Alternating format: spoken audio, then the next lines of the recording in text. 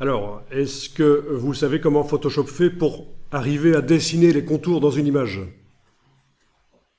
C'est pas du tout de l'intelligence artificielle, c'est quelque chose qui existe depuis les premières versions de Photoshop et qui existait même avant l'infographie, en labo, photo, surtout orienté vers l'édition de magazines et l'impression offset. Je ne parle pas trop de labo photo où la finalité était de faire une photo à voir sur papier photo, à exposer, mais vraiment, une fois la création de photos qui vont servir à être imprimées en grand exemplaire.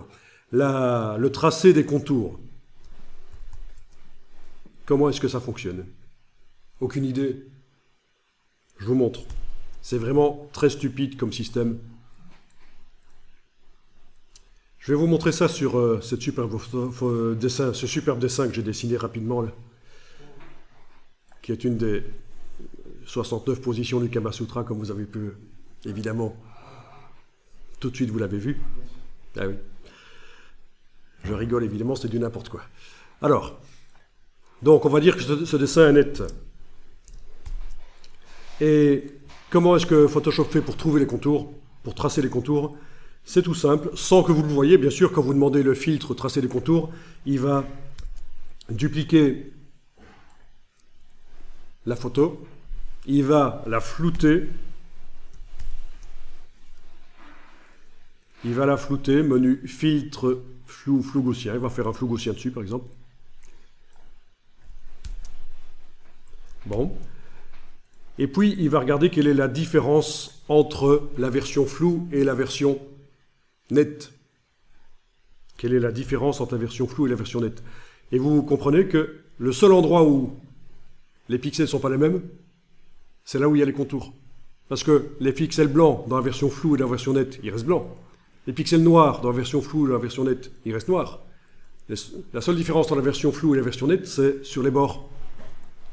Donc il fait la différence, notamment ici, on peut simuler ça en demandant le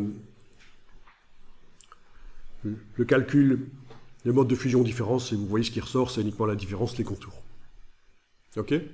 Donc ça n'a rien de sorcier. C'est même quelque chose qu'on faisait en labo photo pour les magazines. On prenait un négatif, on voulait que sur le magazine il soit plus net, on allait se servir, on allait faire une petite astuce, on allait dupliquer le négatif, version floue,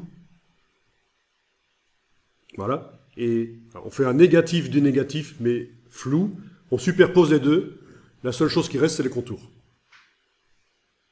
Et ça permettait de rendre nettes les photos vraiment pour les magazines, parce qu'il y a besoin parce qu'on perd beaucoup dans la technique d'impression, et c'est de l'accentuation de détail, c'est utilisé quand on fait de l'accentuation de détail, cette technique.